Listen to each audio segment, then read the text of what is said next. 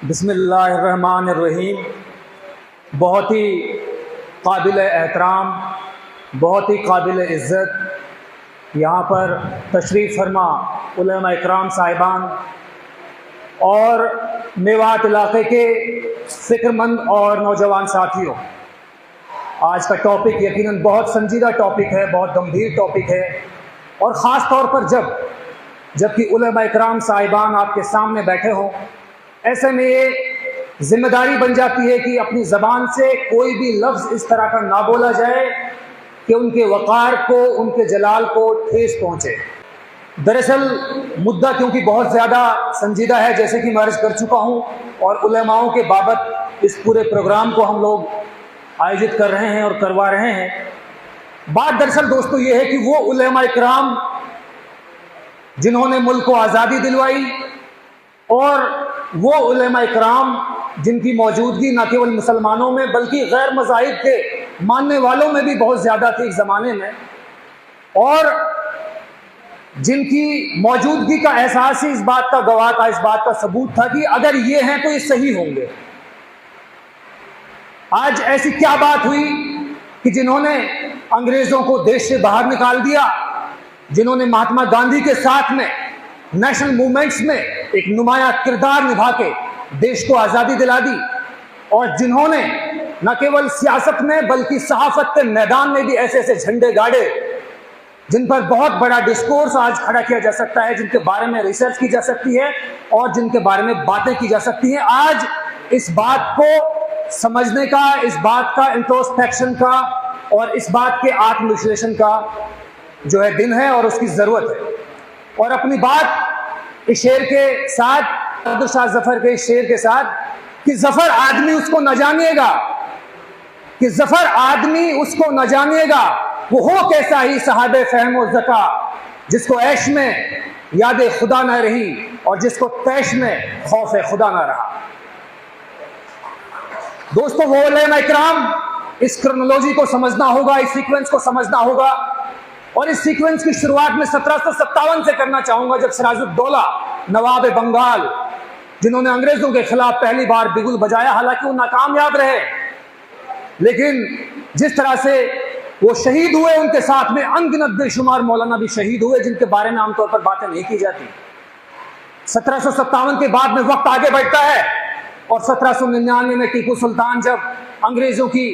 मुखालफत करते हैं और उनके खिलाफ बगावती सुर अपनाते हैं, तो उस पूरी तहरीक में भी, उस पूरे मोमेंट में भी जो किरदार उलमा इकराम ने निभाया है वो हमें पढ़ना चाहिए, उसके ऊपर बहुत सारी रिसर्च होनी चाहिए। 1799 हो गया और उसके बाद में फिर आता है 1857, जिसकी क़यादत आखिरी मुगल सम्राट, आखिरी मुगल बादशाह बहादुर शाह जफर की क़यादत में हुई। और रेशमी रुमाल जैसी तहरीक जो उलमा इकराम चला रहे थे, इनविजिबली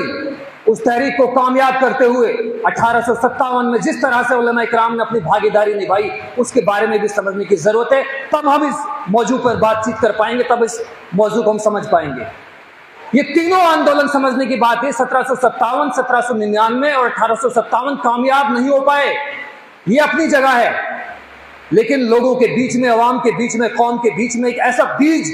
उलमा इकराम की मेहनत से बो दिया गया जो 190 साल बाद हमें नजर आया, और 1947 में देश को पूरी तरह से आज़ाद कराने में हम लोग कामयाब हो गए। और फिर इससे पहले जिस तरह से महात्मा गांधी के बारे में तो बातें की जाती हैं भाई, कि महात्मा गांधी ने नॉन कोऑपरेशन मूवमेंट चलाया, असहयोग आंदोलन चलाया, डिसओबीडियंस आंदोलन चलाया, सत्याग्रह किया, लेकिन गांधी जी के ये तमाम आंदोलन बगैर उलमा इकराम के मुकम्मल हो ही नहीं सकते थे। और उलमा इकराम ने बहुत ही जबरदस्त तरीके से गांधी जी की इस तहरीक को, इन आंदोलन को कामयाब करवाया। और फिर उलमा इकराम जिनके बारे में बदकिस्मती से आज बात की जा रही है कि उनको सियासत में आना चाहिए, अरे वो तो सियासत क्या, इंसानी और समाजी हर पहलू में उनका किरदार था। और जिस तरह से आज एजुकेशन की बात की जा रही है, हम जामिया मिलिया इस्लामिया जैसे बड़े इदारे को कैसे भूल सकते हैं, अलीगढ़ मुस्लिम विश्वविद्यालय को कैसे भूल सकते हैं, हैदराबाद यूनिवर्सिटी को कैसे भूल सकते हैं, उस्मानिया यूनिवर्सिटी को कैसे भूल सकते हैं, दारुल उलूम देवबंद को कैसे भूल सकते हैं, और नदवातुल उलमा को कैसे भूल सकते हैं। ये महज इदारे नहीं थे, ये महज एजुकेशनल इंस्टीट्यूशन नहीं थे, यहां से तो देश का ताना बाना बनाया जा रहा था, और यहां से तो देश के कल्चर को इतना मजबूत बनाया जा रहा था कि एजुकेशन अपनी जगह, लेकिन यहां से एक इस तरह की तर्जुमानी की जाएगी, इस तरह की नुमाइंदगी की जाएगी, और इस तरह के रहबर समाज को दिए जाएंगे जिनके ऊपर कोई डाउट ना किया जा सके और जिनके ऊपर चलने में किसी को कोई एतराज ना हो। और शायद यही वजह थी, जिस तरह मैंने थोड़ी बहुत किताबें पढ़ी और आप भी अगर पढ़ेंगे, कि उलेमा इकराम सिर्फ मुसलमानों के उलेमा इकराम नहीं थे, उलेमा इकराम पूरे समाज के उलेमा इकराम थे। पूरे समाज के अंदर, हिंदुओं के अंदर, सिखों के अंदर, जैनों के अंदर, बौद्धों के अंदर, पारसियों के अंदर, हर तबके में, हर मजहब को मानने वाले में उनकी एक्सेप्टेंसी खत्म क्यों हो गई, आज समझने की बात यह है। और जहां तक मेवात की पॉलिटिक्स की बात है दोस्तों, मुल्क आजाद हो गया, और मुल्क को आजाद कराने में जो किरदार मौलाना अबुल कलाम आजाद जैसी शख्सियत ने निभाया है, उस पर आज थोड़ी बहुत बात करना बहुत लाजमी है। बेशक पहला चुनाव, पहला इलेक्शन 1952 में रामपुर से मौलाना अबुल कलाम आजाद ने लड़ा, पहले वजीर बने वो तालीम के, एजुकेशन के मिनिस्टर बने, लेकिन जब मेवात में उथल पुथल का माहौल था, लोग पाकिस्तान जा रहे थे, तब यही गुड़गांव में आके खड़े होकर मौलाना अबुल कलाम आजाद, वही मौलाना जिनके वारिस आप लोग हैं, वो कहते हैं कि अगर ये टोपी वाला, दाढ़ी वाला और कुर्ते वाला अकेला रह जाएगा अगर आप पाकिस्तान चले गए, तो आपको कहीं जाने की जरूरत नहीं है, मैं आपकी क़यादत करूंगा। गुड़गांव से दूसरा इलेक्शन लड़ते हैं, 1957 में जीतते हैं, आपके इलाके से बड़ी तादाद में उनको वोट दी जाती है। और फिर उससे पहले अगर हम देखें, मौलवी इब्राहिम शायम का पहला चुनाव 1952 का कामा असेंबली का, उसमें उन्होंने कामयाबी के साथ में शिरकत की, जीत हासिल की कांग्रेस पार्टी के उम्मीदवार की हैसियत से, और जमीयत उलमा हिंद का भी एक तरह से उनको इनडायरेक्ट तौर पर सपोर्ट था। और इसी फहरिस्त में एक और नाम मौलाना सुलेमान बाजोटवी, जिन्होंने पाकिस्तान जब बना, शुद्धिकरण का मूवमेंट चला, लोग उथल पुथल की माहौल में थे, हड़बड़ी में थे, जल्दबाजी में थे, लोगों को दिशाएं समझ में नहीं आ रही थी, करें तो करें का और जाए तो जाए कहाँ। ऐसे में मौलाना सुलेमान बाजोटवी मरहूम, अल्लाह ताला उनको जन्नत दे, उन्होंने फिर बसाओ तहरीक के नाम से फिर मेवात के लोगों को दोबारा से अलवर के आसपास के इलाकों में बसाया, और ये साबित किया कि हाँ, उलमा इकराम सिर्फ मस्जिदों तक, मदरसों तक महदूद नहीं है, लेकिन जब समाज को जरूरत पड़ेगी और जब कौम को जरूरत पड़ेगी, मिल्लत को जरूरत पड़ेगी, तो वो मैदान में भी आएंगे। ये साबित किया था मौलाना सुलेमान बाजोटवी ने, जिन्होंने दोबारा से इलाके का रिहेबिलिटेशन किया, रीसेटलमेंट किया और उन लोगों की जो है काउंसलिंग की। और अब बात मेवात की सियासत की। दोस्तों, जहां तक मेवात की सियासत की बात है, तो चीफ मिनिस्टर के अलावा तमाम पद आपके पास थे। होम मिनिस्ट्री आपके पास, एग्रीकल्चर मिनिस्ट्री आपके पास, हेल्थ मिनिस्ट्री आपके पास, फाइनेंस मिनिस्ट्री आपके पास, एनिमल हस्बेंड्री आपके पास। मतलब कहने का यह मोटी बात, वजीर आला के अलावा तमाम पद आपके पास मौजूद थे। फिर ऐसी क्या वजह हुई, फिर ऐसी क्या बात हुई कि आप जिम्मेदारी किसी और की तय कर रहे हैं, आप जवाबदेही किसी और से मांग रहे हैं? आपकी पॉलिटिक्स में, आपकी लीडरशिप में ट्रांसपेरेंसी क्यों नहीं? आज हम सवाल पूछ रहे हैं, जवाब दो घोषणा पत्र के जरिए। रमजान साहब बैठे, हमने उनसे भी बातचीत की, और जो भी एमएलए बनकर इस इलाके को गुमराह करना चाहते हैं, ये कहते हैं, दावा करते हैं कि एमएलए बनने के बाद में इस इलाके की तकदीर बदली जा सकती है, तो बहुत बड़ी गलतफहमी के शिकार हैं और इस इलाके को भी एक तरह से महरूम कर रहे हैं। सबसे बड़ी बात समझने की यहां पर ये दोस्तों, कि एमएलए आप बनना क्यों चाहते हैं, और एमएलए बनना इस कौम की तकदीर को, एक किस्मत को नहीं बदल सकता। ये तब बदलाव हो सकता है, तब तब्दीली आ सकती है, जब एमएलए इसलिए बना जाए कि अगर जरूरत पड़ी समाज की, अगर जरूरत पड़ी कौम की, अगर जरूरत पड़ो मिल्लत की, तो मैं 1 मिनट में इस्तीफा फेंक दूंगा। आज तक आप देख लीजिए, बड़े से बड़ा नेता जिनको बहुत बड़े बड़े तमगे हमने दे रखे हैं, किसी की इतनी हिम्मत नहीं है कि इस इलाके में अगर समाज की बात हो, कौम की बात हो, तो इतनी हिम्मत कर सके कि ठीक है यार, पार्टी लाइन अपनी जगह, मैं इस्तीफा देने के लिए तैयार हूं।